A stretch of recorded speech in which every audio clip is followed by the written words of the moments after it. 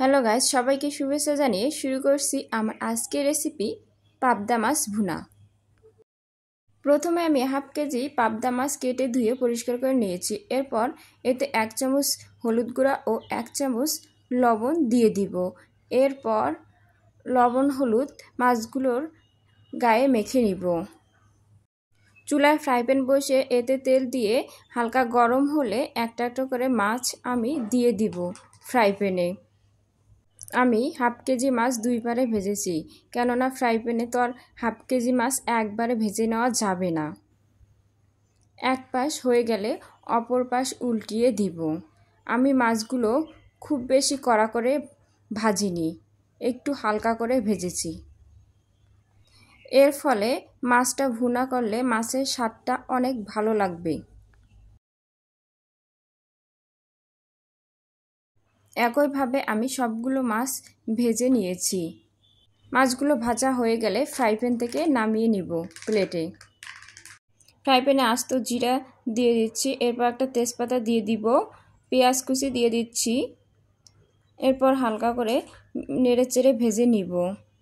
পরিমাণ মতো পেঁয়াজ বাটা দিয়ে চুনির সাহায্যে ভালোভাবে নেড়েচেড়ে ভেজে নিব।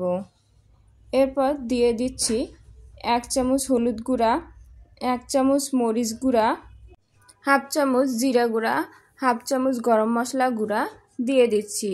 আবারও ভালোভাবে নেড়ে চেড়ে ভেজে নিব। এভাবে কিছুক্ষণ ভাজার পর সামান্য একটু জল দিয়ে দিব। 3 মিনিটের জন্য ঢাকনা দিয়ে ঢেকে দিব। এরপর ঢাকনা খুলে আবারও ভালোভাবে মশলাটা 5 মিনিটের মতো কষিয়ে নেব। এরপর জল দিয়ে দিব, 1.5 চামচ লবণ দিয়ে দিব, পিস করে রাখা টমেটো দিয়ে দিব, একটা কাঁচামরিচ ফালি করে দিয়ে দিব। ঢাকনা দিয়ে ঢেকে দিব। এরপর ঢাকনা খুলে ভেজে রাখা মাছগুলো আমি এর মধ্যে দিয়ে দিব। হালকা করে নেড়েচেড়ে দিব। আবারও ঢাকনা দিয়ে ঢেকে দিব। এরপর ঢাকনা খুলে ধনেপাতা কুচি দিয়ে দিব।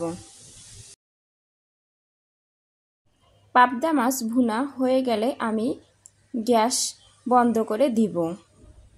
রেসিপিটি ভালো লাগলে অবশ্যই লাইক শেয়ার দিবেন। Thanks for watching.